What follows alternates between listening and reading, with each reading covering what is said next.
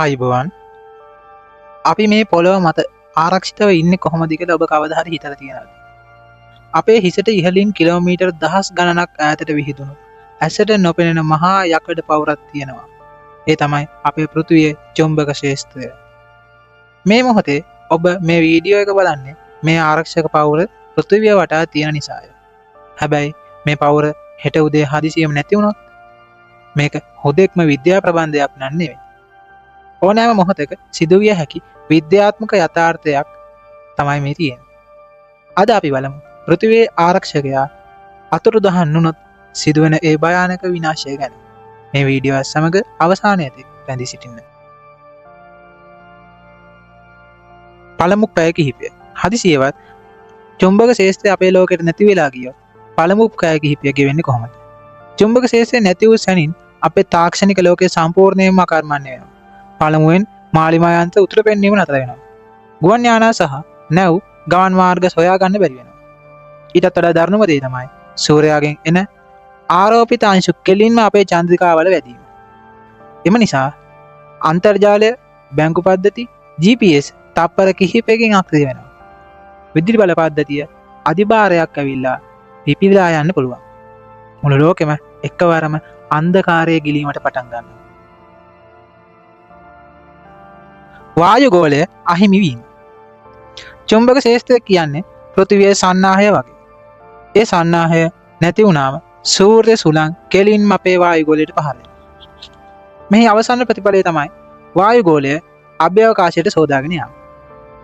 අඟහරු 10 අද පාළු කාන්තාරයක් වෙලා තියෙන්නේ එහි තිබුණු චුම්බක ක්ෂේත්‍රය නැති වුණු නිසායි. පෘථිවියේ වායුගෝලය නැති වුණොත් හුස්ම ගැනීමට වාතය වගේම පෘථිවියේ ඇති සියලුම ජල ස්තරයන් වාෂ්ප වෙලා යනවා. පෘථිවිය කියන්නේ ඒ වෙනකොට තවත් මල දහ ලෝකයක් විතර.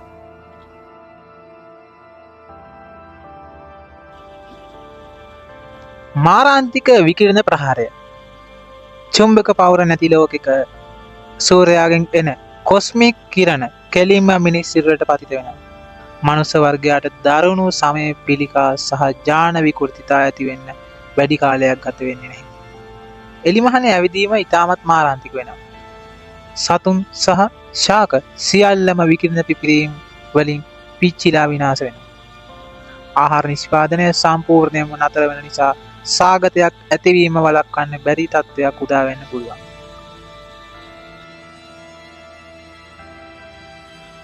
ඉතින් අපිට බේරෙන්න පුළුවන් වෙයි.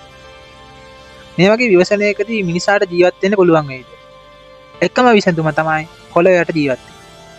ඝන පස්තට්ටුවක් හෝ ජලය යට නිර්මාණය කරන නගරවලට විකිරණ වලින් යම් සහනයක් ලැබෙන්න පුළුවන්.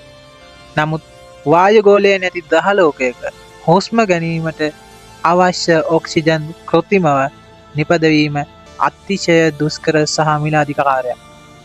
කෙටියෙන් කිව්වොත් චුම්බක ක්ෂේත්‍රය නැති ලෝකයක මනුෂ්‍ය ශිෂ්ටාචාරය අවසන් වෙන්න පුළුවන්. අද අපි මේ පෘථිවිය මත නිදහසේ හුස්ම ගන්න මේ අදිසි චුම්බක ක්ෂේත්‍රය නිසායි. සබාදහම අපිට දීලා තියෙන මේ ආරක්ෂාව සුළුපටු දෙයක් නම් නෙවෙයි. චුම්බක ක්ෂේත්‍රය නැතිවීම ගැන විද්‍යාඥයන් පරීක්ෂණය කරන්නේ අනාගතයේ මෙවැනි අවදානමකට අපි සූදානම් වෙන්න ඕන නිසායි. මේ ගැන ඔබේ අදහස් කුමක්ද? මිනිසාට තාක්ෂණයෙන් මේ ප්‍රශ්නයට විසඳුමක් හොයන්න පුළුවන් වෙයි. කමෙන්ට් කරන් යන්න. මේ වගේ බැරෑරුම් විද්‍යාත්මක කරුණු දැනගන්න අපේ channel එක subscribe කරලා ඉන්න. ස්තුතියි.